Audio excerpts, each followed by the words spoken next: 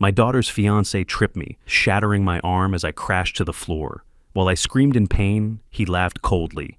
"You've got another one!" He strutted off to work, clueless that I'd already called his boss.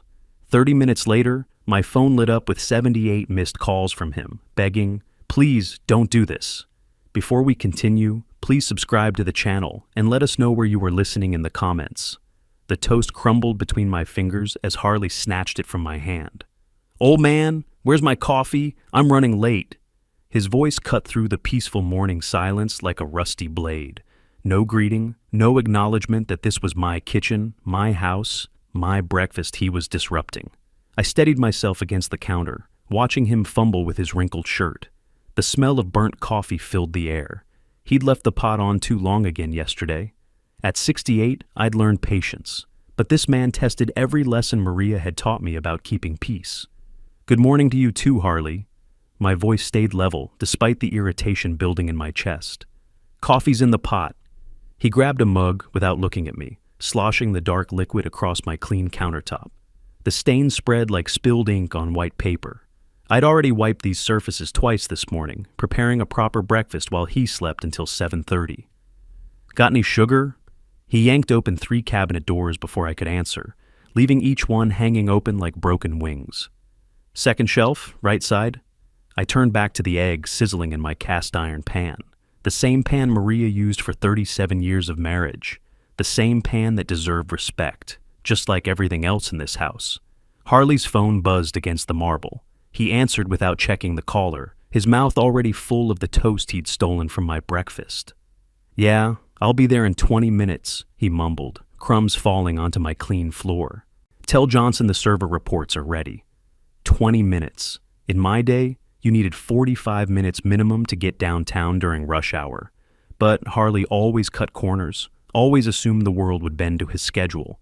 I slid 2 perfectly prepared eggs onto my plate, the yolks golden and intact. 40 years of engineering had taught me precision in everything: cooking, planning, measuring the character of men who wanted to marry my daughter. "You made extra?" Harley's hand reached toward my plate. "I made breakfast for myself." The words came out sharper than intended. "You're welcome to fix your own." He laughed, a sound like breaking glass. "Relax, old man. It's just eggs." Just eggs. Just my morning routine. Just the respect I'd earned in my own home. The spatula trembled slightly in my grip as I watched him hover over my food like a vulture. "Perhaps your mother never taught you proper manners?" I kept my tone conversational, but each word carried weight. In this house, we ask before taking. His face flushed red above his collar. "I don't need etiquette lectures from some old geezer. Stella's not here to referee your little complaints." The mention of my daughter's name changed something in the air, like storm clouds gathering over Lake Michigan, thick and heavy with unspoken threats. "Stella's my daughter." I turned to face him fully, setting down the spatula with deliberate care. "And I'm old enough to be your grandfather, but wise enough to know my daughter deserves better." The kitchen fell silent except for the gentle bubbling of eggs still warm in the pan. Harley's coffee mug stopped halfway to his lips, steam curling between us like smoke from a battlefield. His eyes narrowed, calculating, then he smiled, the same charming expression he used when Stella was watching. But now it looked different. Predatory. "Better than what?" His voice dropped to almost a whisper. "Better than someone who loves her? Better than someone who can't show basic respect to her father? Her father who lives in the past?" He set his mug down hard enough to splash coffee onto my clean counter again. "Stella's building a future, with me. Not with someone who still calls people sir and opens doors for women." I watched him grab his laptop bag from the kitchen chair, my carefully prepared breakfast growing cold between us. The morning light streaming through the windows seemed dimmer now, shadows stretching longer across the ceramic tiles. "Respect isn't old-fashioned, Harley. It's fundamental." "Yeah, well..." He shouldered his bag with theatrical dismissiveness. "Save the philosophy for someone who cares." He moved toward the living room, coffee mug in hand, leaving his morning chaos scattered across my kitchen like debris after a storm. Cabinet doors still hung open. Toast crumbs decorated the floor. The coffee stain spread across the counter like a dark promise. I stood alone with my cooling eggs, listening to his footsteps echo through the house where Stella had learned to walk. to read, to trust that the people who claimed to love her would treat her gently. The living room television flickered to life, some morning news program with urgent voices discussing distant problems. But the most urgent problem in my world had just walked out of my kitchen, carrying my daughter's future in his careless hands. I picked up a dish rag and began wiping away the evidence of his passage, one careful stroke at a time. The living room reeked of spilled coffee and arrogance. Harley had claimed my favorite armchair, the leather recliner Maria bought for my 60th birthday. His laptop balanced on one knee while his phone buzzed constantly against the coffee table's glass surface. Each notification made him grunt with self-importance, as if the entire world waited for his responses. I followed him from the kitchen with my own coffee, noting the dark stain spreading across the oak table where he'd set his mug without a coaster. The ring would be permanent by evening if I didn't treat it immediately. "Careful with the table," I said, producing a proper coaster from the drawer. "It's an antique." He glanced up from his phone screen, thumbs still moving in rapid succession. "It's just wood, old man. Just wood, like everything else in his vocabulary. Just eggs, just coffee, just my 40-year investment in creating a home worthy of the woman I'd loved and the daughter we'd raised together." I placed the coaster firmly beside his mug, close enough that he had to acknowledge its presence. The gesture felt small but necessary, like all the tiny battles that defined respect between men. "Stella called me last night," he said, without looking up from his phone. "Asked if I was behaving myself while she's away." My hand paused above the coffee stain I'd been preparing to clean. "And what did you tell her?" "That her old man was being his usual charming self." His smile never reached his eyes. "She laughed, said you'd probably lecture me about napkins or something equally fascinating." The rag in my hand grew warm from my tightening grip. Stella's laughter, bright and trusting, used to fill this room during family dinners, game nights, birthday celebrations. Now it lived in Harley's pocket, a weapon he could deploy whenever our conversations grew uncomfortable. "Stella doesn't see who you really are," I said, kneeling to address the coffee stain properly. His typing stopped. The sudden silence felt heavier than his constant phone buzzing, pregnant with challenge and consequence. "Who I really am." He leaned forward in my chair, laptop closing with a soft snap. "What are you going to tell her? That I didn't wipe the table? That I grabbed some toast? She loves me, old man." The coffee stain resisted my initial attempts, requiring stronger pressure and circular motions. Like most damage Harley caused, it would take patience and careful attention to repair completely. "Love can blind someone," I said, not looking up from my work. "But not forever. Forever's a long time." His voice carried new confidence, the tone of a man who'd calculated his advantages. "Long enough for us to get married, have kids, build our own life. Long enough for you to become just a weekend visit who complains about coffee rings." I straightened slowly, my knees protesting the movement. At 68, I chose my physical confrontations carefully. But some battles demanded you stand tall regardless of the cost. "Is that what you want? Stella isolated from her family?" "I want Stella happy." He picked up his mug, deliberately avoiding the coaster I'd provided. "Happy with someone who doesn't treat her like a little girl who can't make her own decisions.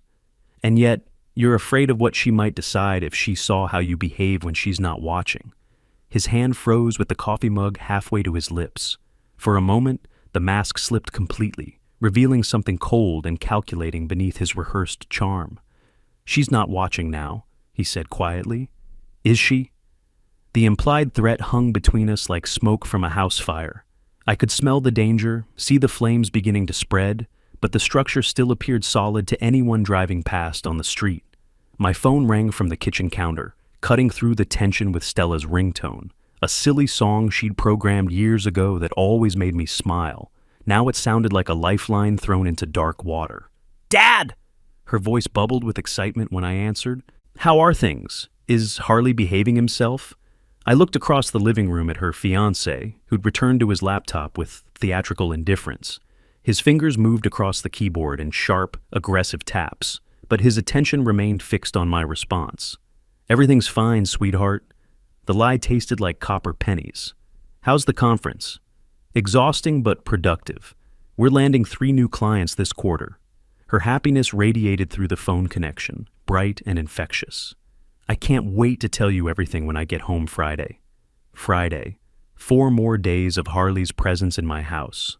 4 more mornings of coffee stains and stolen toast. 4 more opportunities for his mask to slip further away from his face. I'll be here, I promised.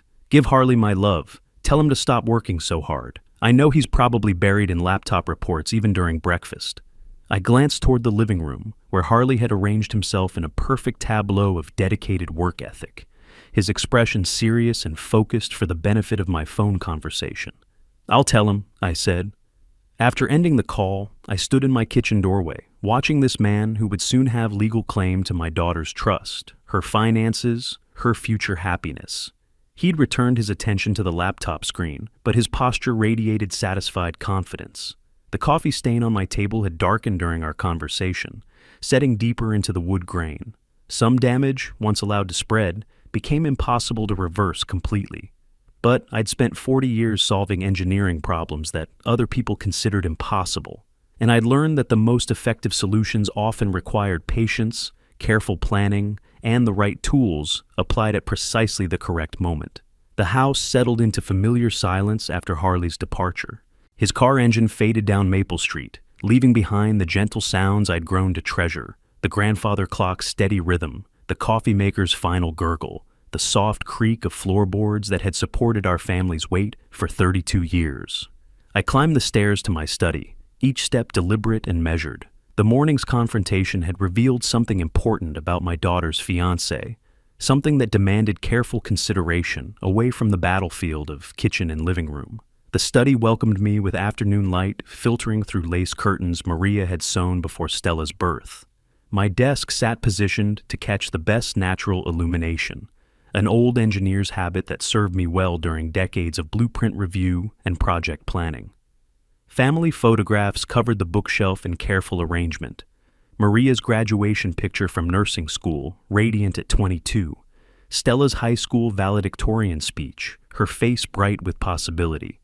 Our wedding day at St. Michael's, 2 young people who believed love could solve any engineering problem life presented.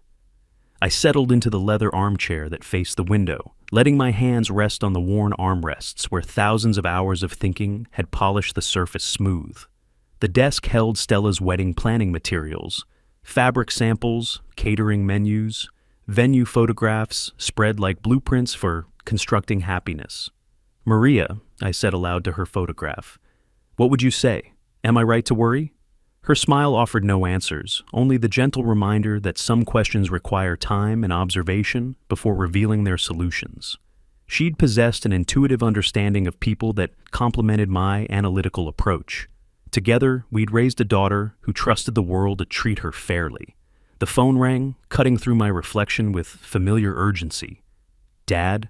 Stella's voice carried the slight echo of hotel room acoustics. "How are things? Is Harley behaving himself?" The question struck differently this time, weighted with the morning's fresh evidence. I glanced at the wedding invitation proofs scattered across my desk, elegant script announcing their union in 6 weeks. "Everything's fine, sweetheart." The words came automatically, protective instincts overriding complete honesty. "When are you coming home?" "Friday evening, if the flights cooperate. Chicago weather's been unpredictable lately." She paused, and I heard papers rustling in the background. "Is Harley eating properly? He forgets meals when he's focused on work projects." Eating properly. As if that represented the measure of a man's character, his ability to maintain basic self-care while imposing his chaos on other people's carefully ordered lives. "He's managing," I said carefully. "Good. I worry about leaving you 2 alone together. Promise me you'll be nice to him, Dad. I know he's different from what you're used to, but he makes me happy." Happy. The word she'd used to justify every relationship decision since high school, as if happiness alone could sustain a marriage through decades of shared challenges, financial stress, illness, and the inevitable erosion of romantic illusion. "I want your happiness, Stella. You know that." "I do know, and I love you for it." Her voice softened with the affection that had sustained me through the difficult years after Maria's death. "I have to run to another meeting, but we'll talk more when I get home. Give Harley my love." The line went dead, leaving me alone with the weight of unspoken concerns and the wedding planning materials that represented my daughter's dreams made tangible. I spread the venue photographs across the desk surface, studying each image with an engineer's attention to structural details. The grand ballroom at the Palmer House, elegant, expensive, prestigious. The kind of setting that would photograph beautifully and impress Harley's colleagues with its obvious cost. But weddings weren't engineering projects, despite my tendency to approach them with similar methodology. They required emotional foundations that couldn't be calculated using standard formulas or stress-tested in controlled environments. The fabric samples felt expensive between my fingers. Silk, satin, delicate materials that would tear under pressure. Like trust. Like the illusions young people constructed around the word love before they understood its true requirements. My coffee had grown cold during the phone conversation, bitter and unappetizing. I set the mug aside and reached for the legal documents Stella had asked me to review: prenuptial agreements, insurance policies, emergency contacts. The practical skeleton of modern marriage, stripped of romance and reduced to contractual obligations. Harley's signature appeared on every page in aggressive, oversized letters that claimed more space than necessary. Even his handwriting demanded attention, refused to acknowledge boundaries or limitations. The afternoon light shifted as clouds moved across the April sky, casting shadows that transformed familiar objects into something stranger and more ominous. The wedding photographs looked different in the changing illumination. The smiling couples appeared frozen in artificial poses, their happiness captured, but not necessarily real. I closed my eyes and tried to remember Maria's voice during our own wedding planning 39 years ago. She'd insisted on simple elegance over expensive spectacle, choosing venues and vendors based on character rather than prestige. Our wedding had cost less than Stella's cake budget, but it had launched a marriage that lasted until cancer finally separated us. Different times, perhaps, different values, certainly. But some truths transcended generational changes: respect, kindness, the daily choice to treat your partner as someone worthy of consideration. The grandfather clock chimed 9 times, marking another hour's passage toward the weekend when my daughter would return home, radiant with conference success and eager to resume wedding planning with the man who'd shown me his true nature that morning. I gathered the planning materials into careful stacks, aligning edges and organizing priorities with mechanical precision. 6 weeks remained until the ceremony, enough time for careful observation, strategic planning, and the patient accumulation of evidence that might save my daughter from a mistake disguised as destiny. The photographs smiled up at me from their protective frames: Maria's nursing school graduation, Stella's valedictorian speech, our wedding day when the future appeared bright and uncomplicated. Some engineering problems required years to solve completely. Others demanded immediate intervention before structural failure became inevitable. I opened my desk drawer and withdrew a yellow legal pad, my preferred tool for organizing complex projects. At the top of the first page, I wrote, "Project, Stella's future, timeline and objectives." The afternoon stretched ahead, filled with possibility, and the quiet satisfaction of work that mattered more than any blueprint I'd ever drawn. Steam rose from the coffee like morning fog off Lake Michigan. I balanced the breakfast tray carefully, both hands securing the porcelain cups that Maria had chosen for our 20th anniversary. Hot liquid sloshed gently against ceramic walls as I moved from kitchen toward the living room, where Thursday's pale sunlight struggled through windows that needed cleaning. 3 days had passed since our first confrontation. 3 mornings of escalating tension, each breakfast more strained than the last. Harley's confidence had grown with every small victory, every moment when I'd chosen restraint over retaliation. The doorway between kitchen and living room had witnessed 40 years of careful navigation. Birthday cakes transported for celebrations, Christmas presents carried to eager children, trays of soup delivered to Maria during her final illness. I knew every inch of that threshold, every potential hazard, but I didn't see Harley's leg until it was too late. His foot shot out across my path like a trap springing shut. The coffee tray lurched forward as my shin connected with his ankle, hot liquid exploding into the air in slow motion catastrophe. The world tilted. Gravity seized control. I hit the hardwood floor with the sound of breaking bone. Pain erupted through my right arm, sharp and immediate and absolutely certain in its diagnosis. Something fundamental had snapped inside my wrist, possibly higher up the forearm. The coffee spread around me in dark pools, soaking into my shirt, burning skin already shocked into numbness. "Help me!" The words came out strangled, desperate. "My arm, I can't move it." Harley's laughter filled the living room like breaking glass. "Don't worry, you've got another one." He stood over me, hands on his hips, studying my prone figure with the detached interest of someone examining an insect. "Maybe next time you'll be more careful." The pain sharpened as shock faded, revealing the true extent of damage. My right arm hung at an impossible angle, useless as a broken tool. Hot coffee continued burning through my shirt, adding insult to injury in the most literal sense possible. "You did this on purpose." I struggled to sit up, using my left arm to push against the floor. "You tripped me deliberately." "Prove it." His voice carried casual indifference, as if we were discussing weather patterns or baseball scores. "I was just sitting here, checking my phone. You tripped over your own feet. Happens to old people all the time." He grabbed his laptop bag from the couch, slinging it over his shoulder with theatrical efficiency. The morning news continued playing on the television, cheerful voices discussing traffic patterns and weather forecasts while I lay bleeding coffee and dignity onto Maria's carefully maintained floors. "You can't just leave me here." Pain made my voice crack like an adolescent's. "I need medical attention." "Then call someone." He paused at the front door, one hand on the brass handle that Stella had polished just last weekend. "I need to get to work. Some of us have responsibilities."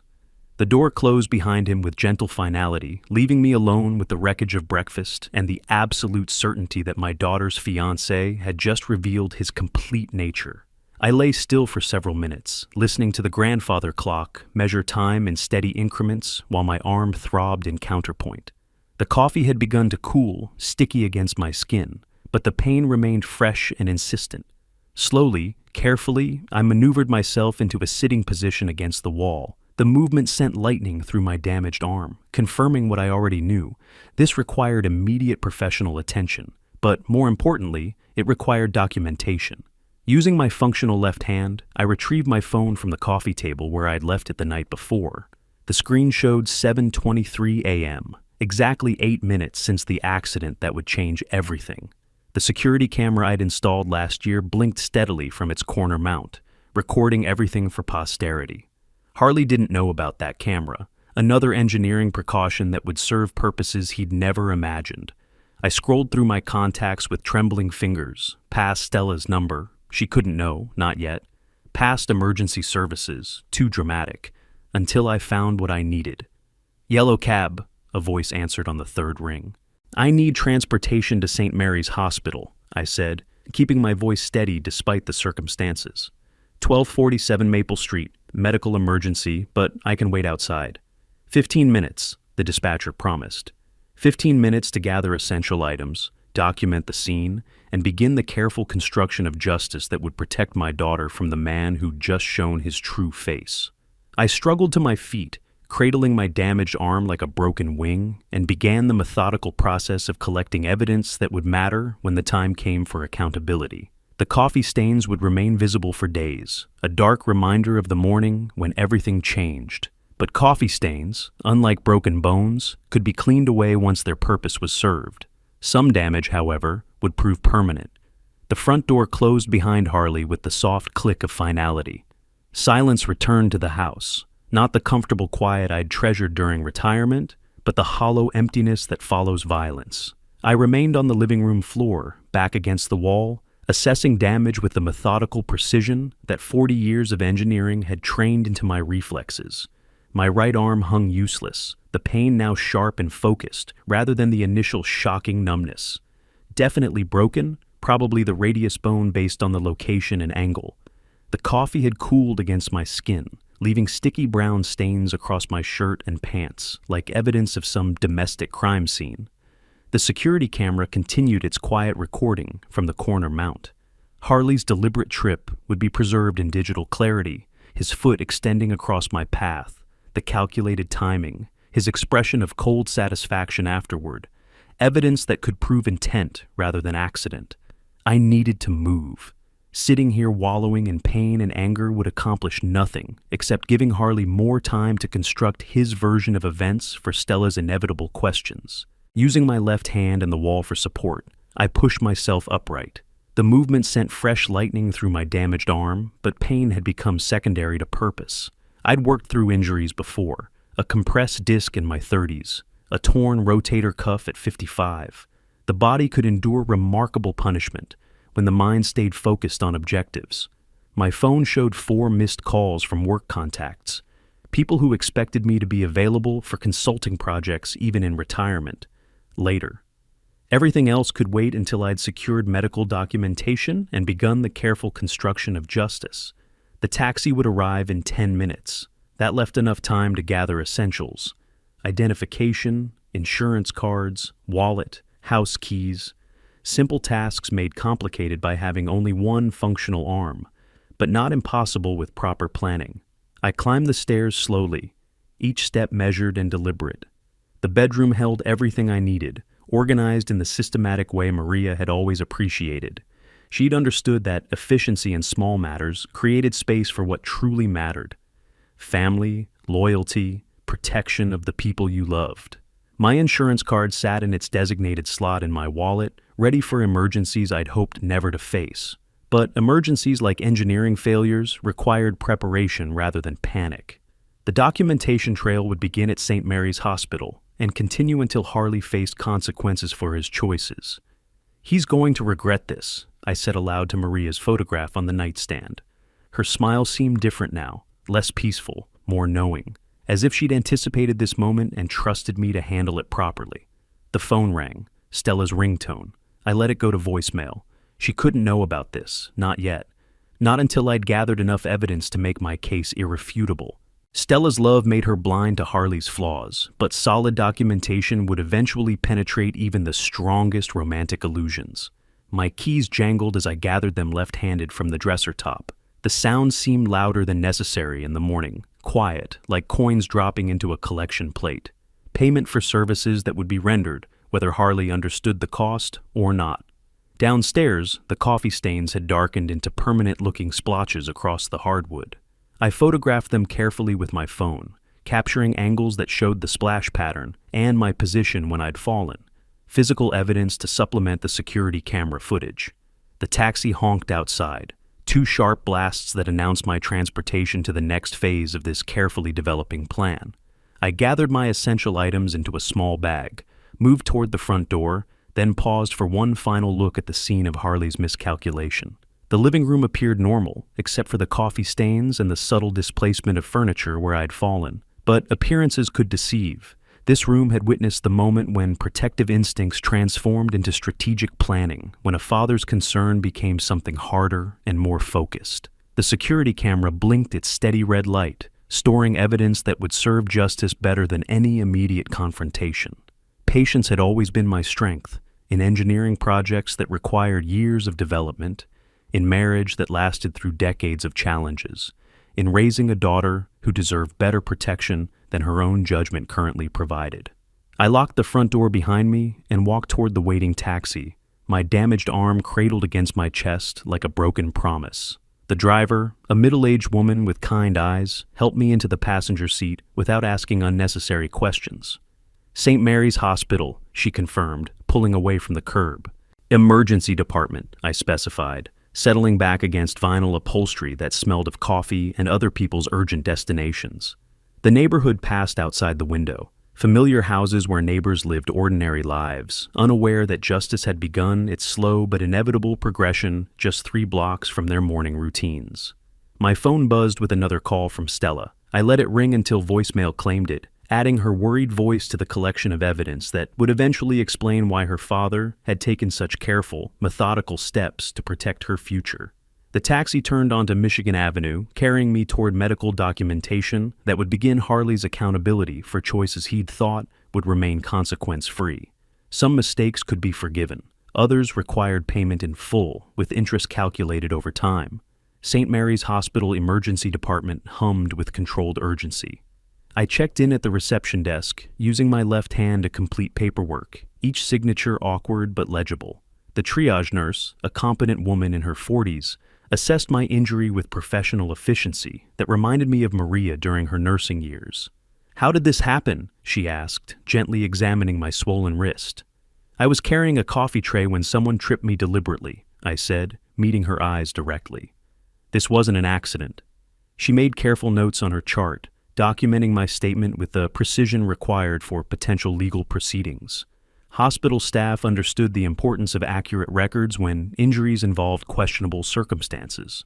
The X-ray technician positioned my arm with practiced gentleness, explaining each procedure, step, while images appeared on digital screens. The break showed clearly. A clean fracture of the radius bone, exactly as I diagnosed from the pain pattern and inability to move my wrist properly. "Dr.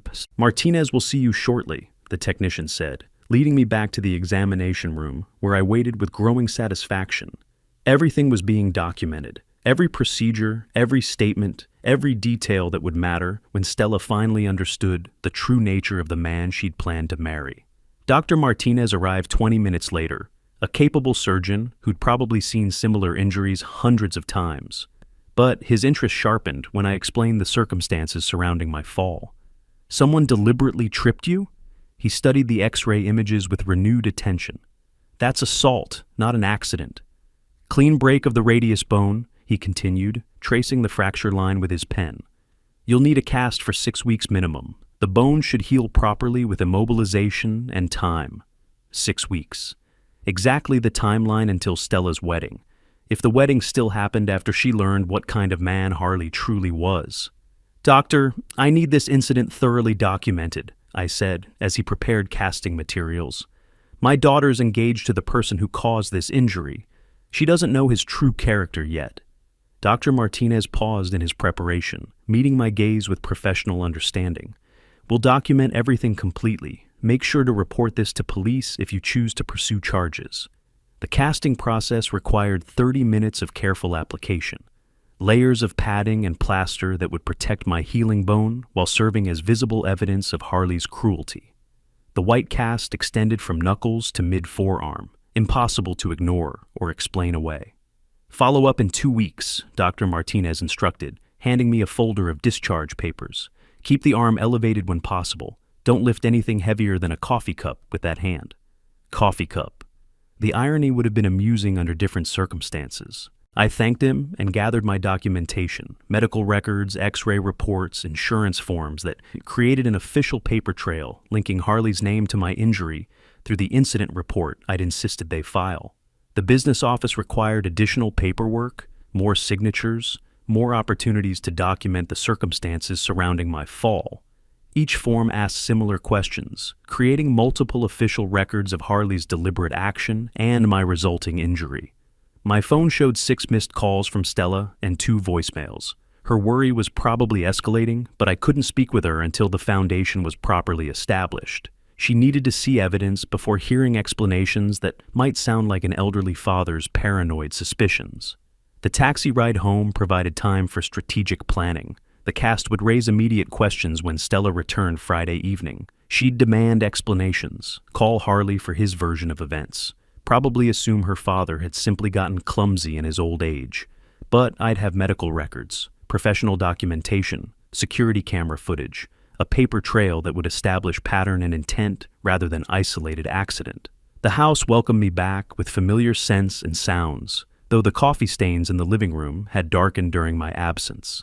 I photographed the scene again, noting how the evidence had changed over time, building a comprehensive record of physical proof.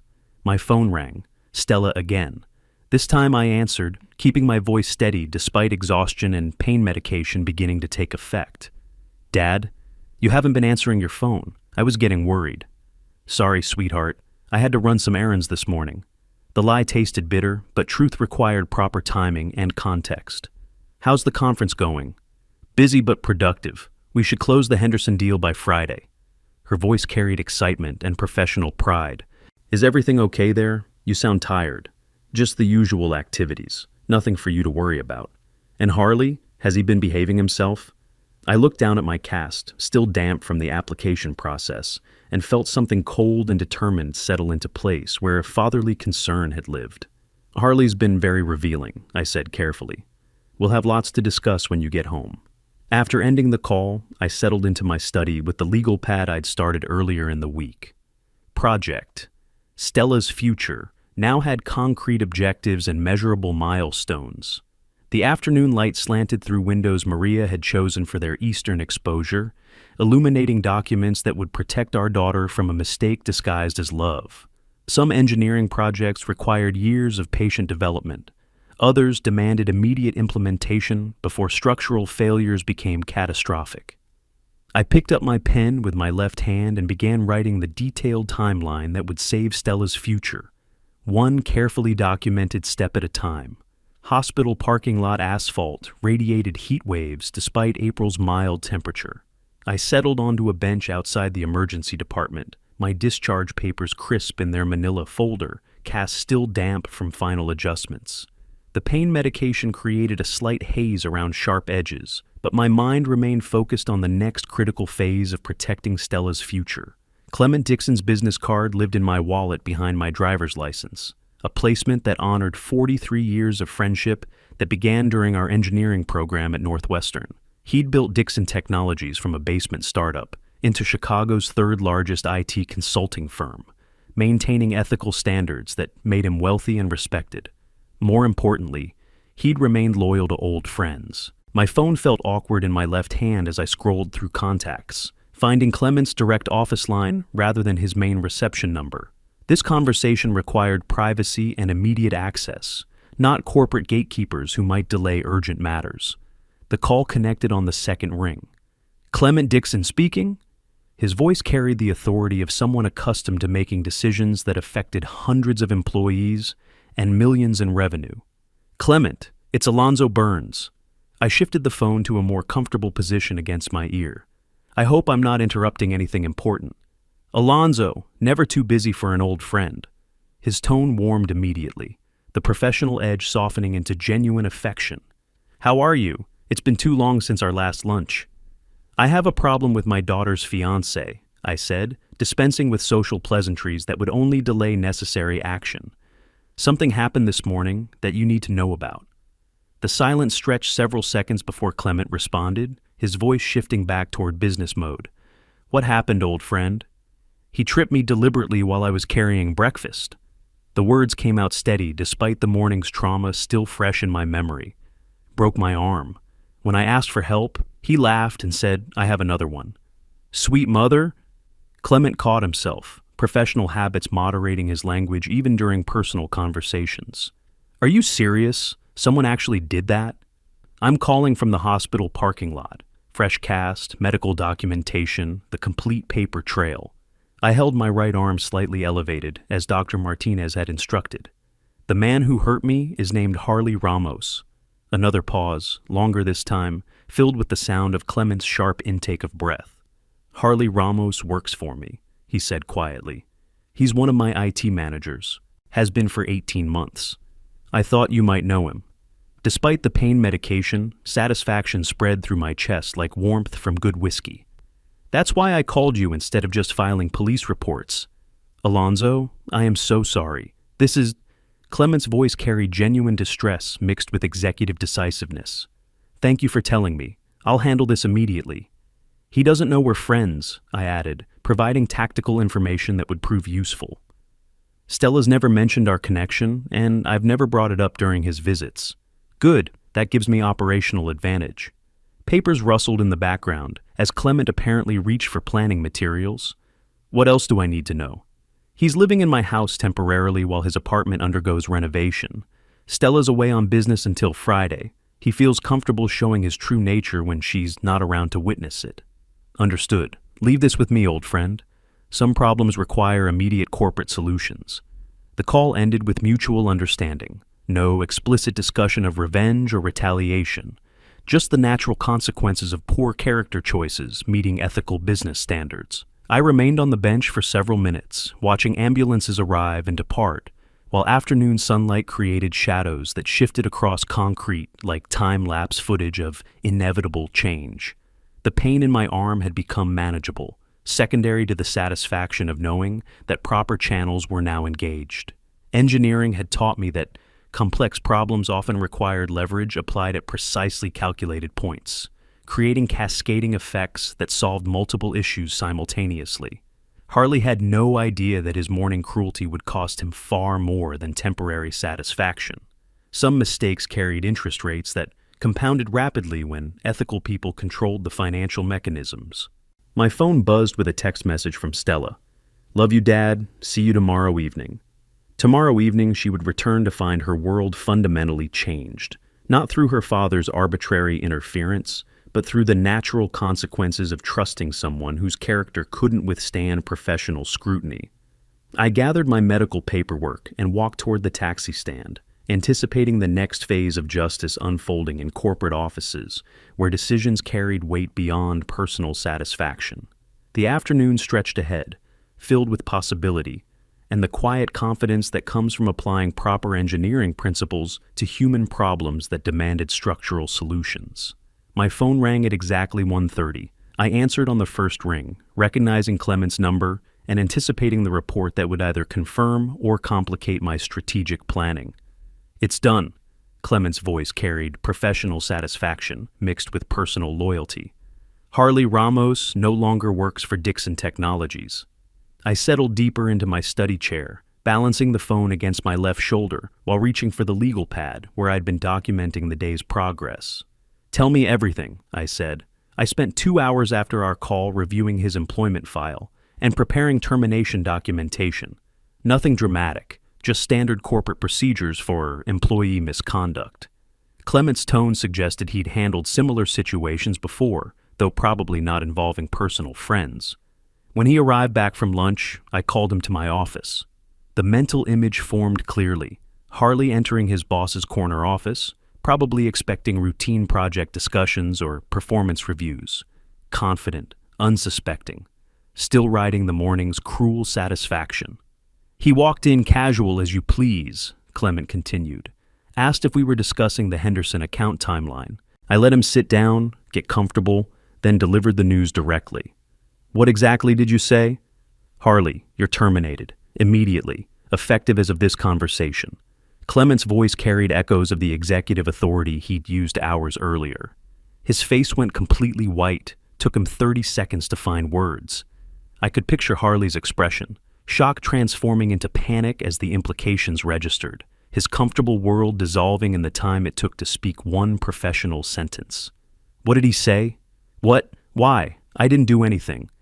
Clement's impression of Harley's voice captured desperation and disbelief.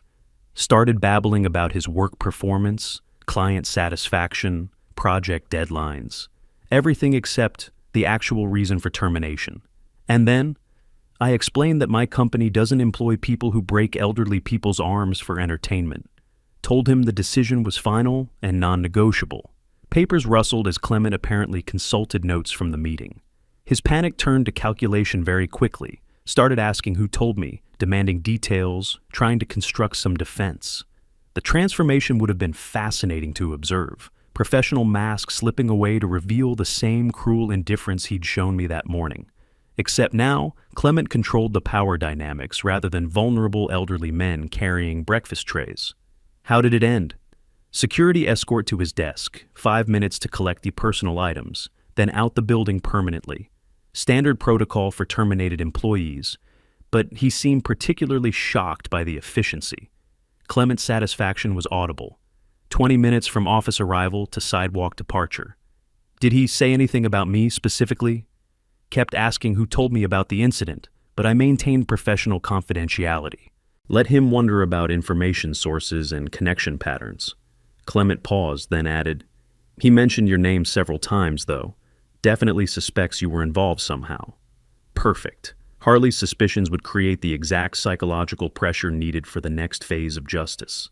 Uncertainty bred panic, and panic led to mistakes that revealed true character. "Thank you, old friend.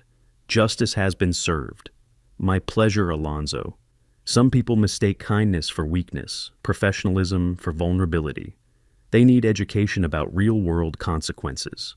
After ending the call, I sat in my study reviewing the afternoon's developments with engineers' appreciation for efficient problem-solving. Phase 1, complete. Harley had lost his primary income source through direct consequences of his cruel behavior. The security camera footage remained available for Phase 2, if necessary. But often the most effective revenge came from allowing natural consequences to unfold without additional intervention.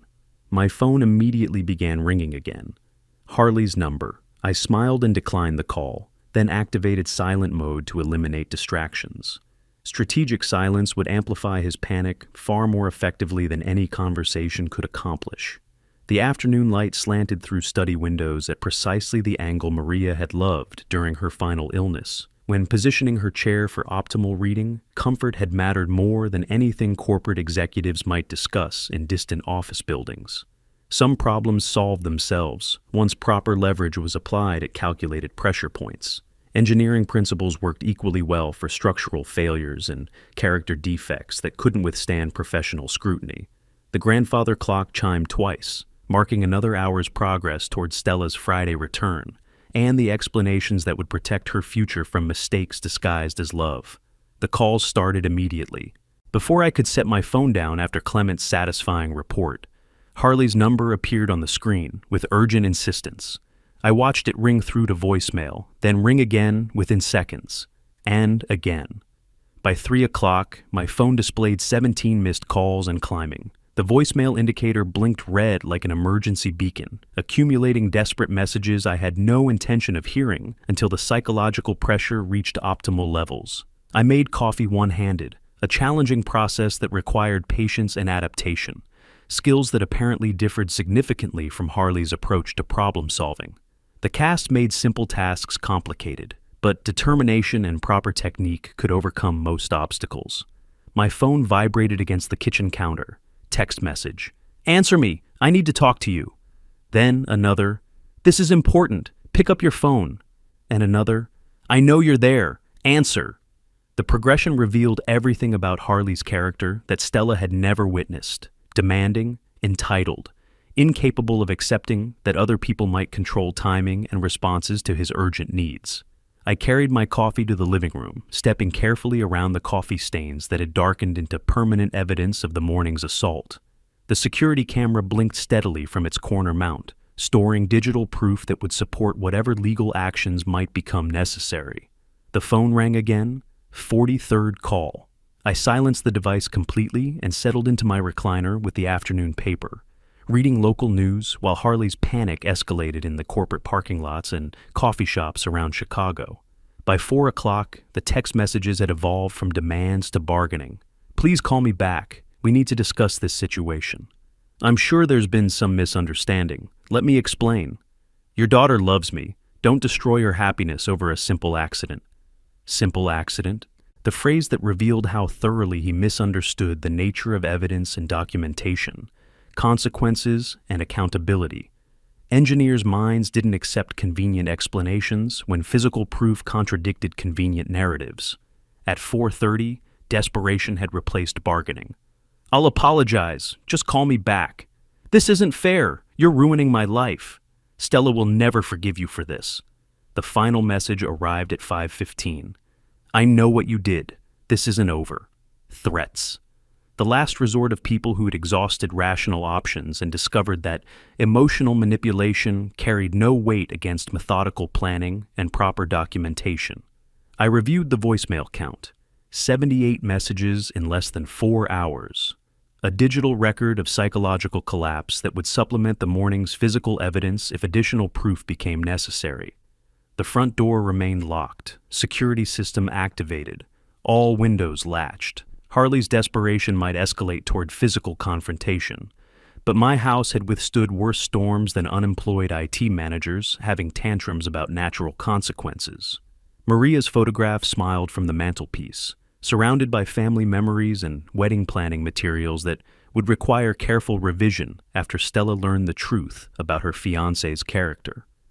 Some truths emerged slowly through patient observation and careful documentation. Others revealed themselves dramatically when pressure exposed fundamental flaws that could no longer be hidden or explained away. The grandfather clock chimed 6 times, marking the end of Harley's first day as an unemployed man learning that actions carried consequences beyond immediate satisfaction. Tomorrow, Stella would return from her successful business trip, excited to share professional victories and resume wedding planning with the man who'd spent the afternoon discovering that cruelty toward elderly people carried interest rates that compounded rapidly.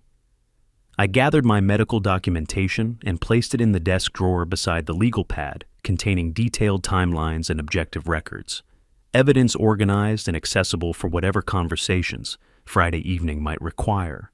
The phone lay silent beside Maria's photograph, its red voicemail light no longer blinking urgently. 78 messages from a man learning that some engineering problems solved themselves once proper pressure was applied at precisely calculated points. Justice, like structural engineering, required patience and attention to load-bearing fundamentals that supported everything else. The security camera's red recording light had witnessed everything.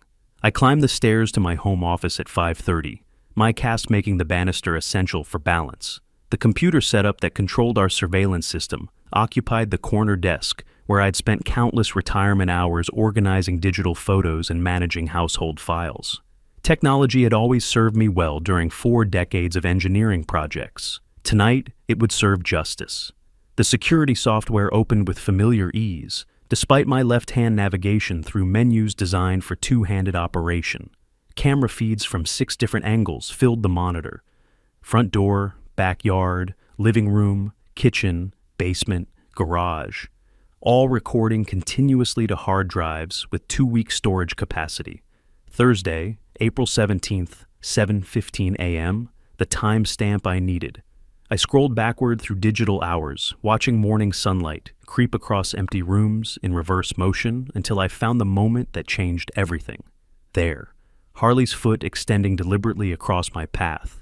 The video quality was excellent, a high-definition clarity that captured his calculated positioning, the malicious timing, my shocked expression as hot coffee exploded around us.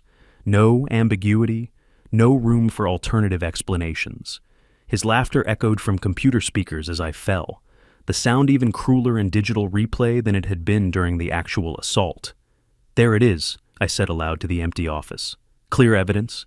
I saved the video file to 3 different locations: computer hard drive, external backup drive, and 2 separate USB devices. 40 years of managing important documents had taught me never to trust single copies of critical information. The medical reports from St. Mary's Hospital lay spread across my desk beside the computer. X-rays showing clean radius fracture, doctor's notes documenting deliberate assault, insurance forms creating official paper trails. Combined with video evidence, the case was irrefutable. My phone showed 127 missed calls from Harley, plus 34 text messages ranging from desperate pleading to angry threats. Digital harassment that would supplement assault charges if prosecutors chose to pursue comprehensive justice. Time for the final step. I dialed the Chicago Police non-emergency line, choosing measured legal action over dramatic 911 responses that might complicate evidence presentation. "Chicago Police, how can I help you?" "I need to report an assault that occurred in my home this morning," I said, consulting my notes for precise details. "I have video evidence and medical documentation." "What's your address, sir?" 1247 Maple Street. "The assault was committed by someone staying temporarily in my house." "Are you injured? Do you need medical attention?" "I've already been treated at St. Mary's Hospital. Broken arm, cast applied. But I have clear video footage showing the attack was deliberate." Pause while the dispatcher consulted protocols for domestic violence situations involving evidence. "An officer will be there within the hour to take your statement and review the evidence. Please have all documentation ready." "Thank you. I'll be waiting." After ending the call, I organized materials for professional presentation. Medical records in chronological order. Video files queued to relevant timestamps. Written timeline of events from Monday's initial conflicts through Thursday's assault. The living room coffee stains had darkened into permanent reminders of Harley's cruelty, but they would serve as physical evidence supporting video documentation and medical reports. Justice was no longer theoretical possibility. It was practical certainty based on evidence that no defense attorney could explain away. I settled into my chair to wait for official validation of what engineering principles had taught me decades earlier. Problems solved themselves when proper pressure was applied at precisely calculated structural points.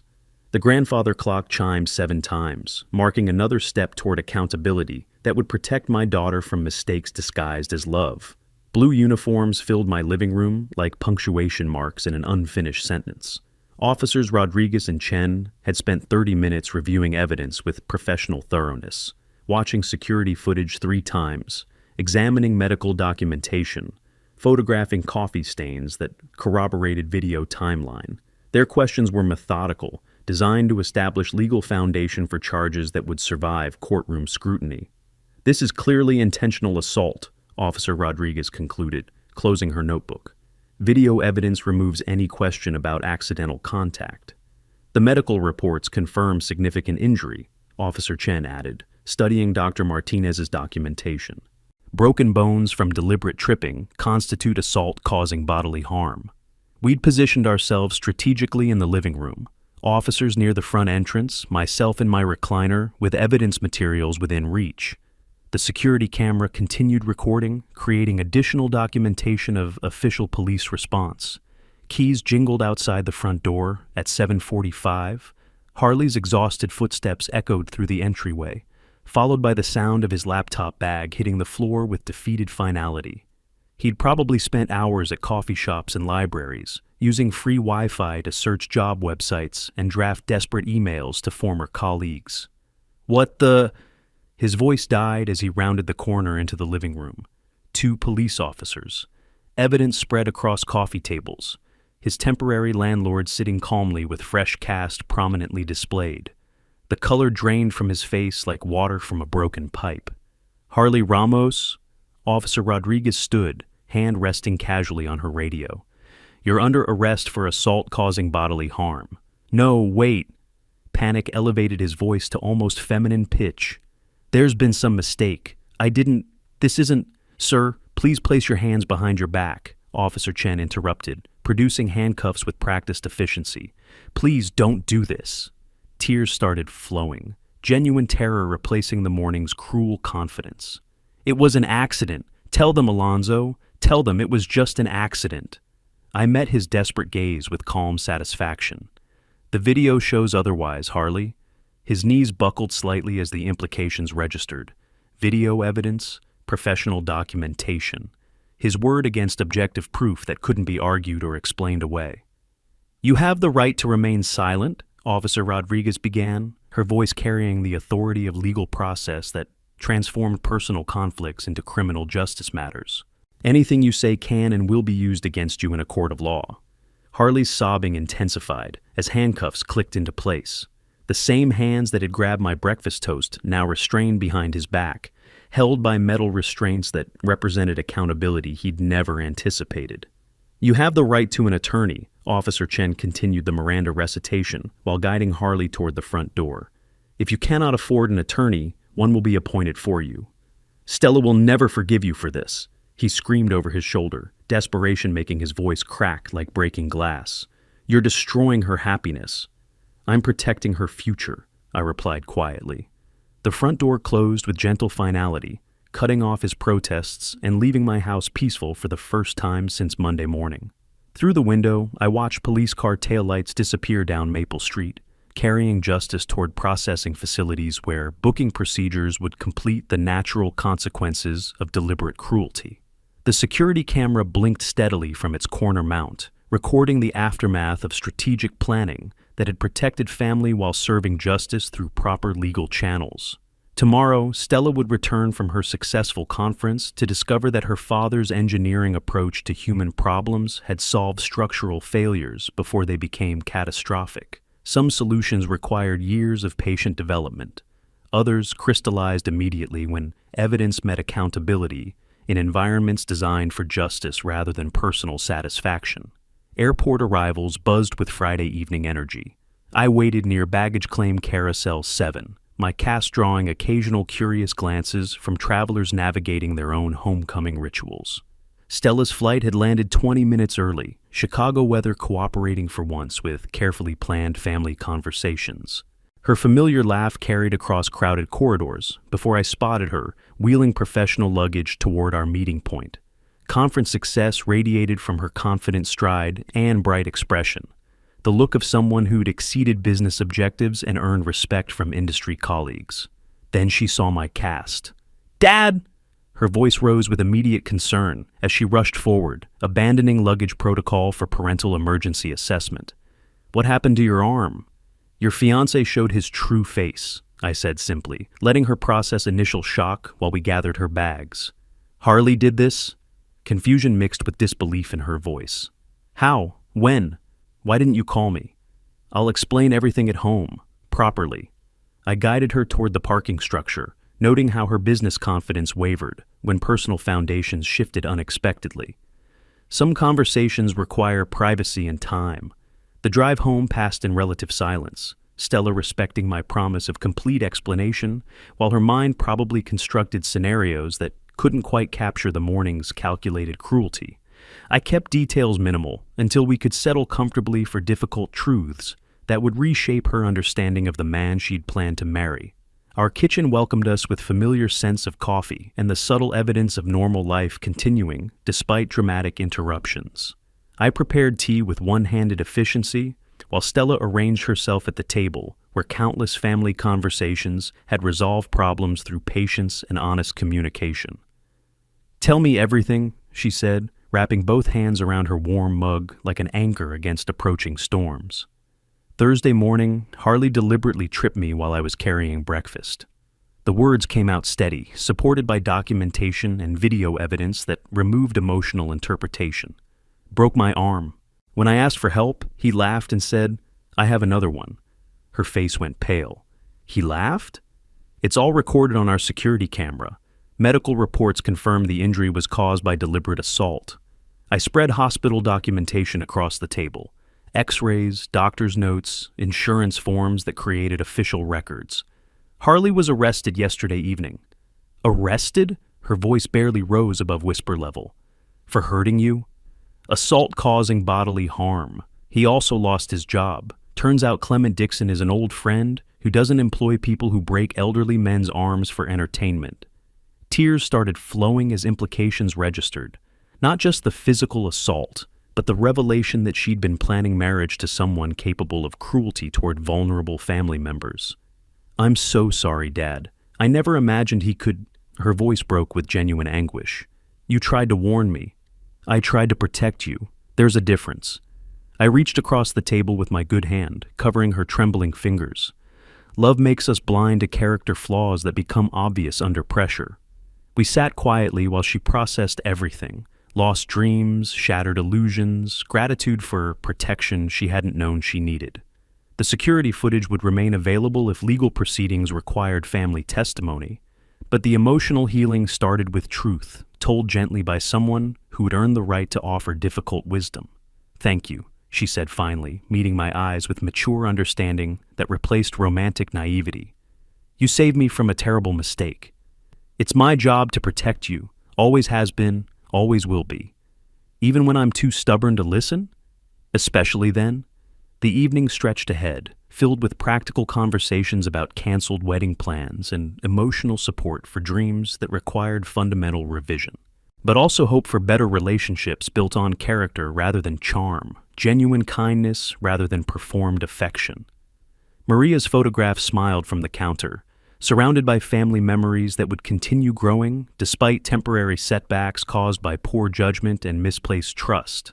Some engineering projects required decades of patient development.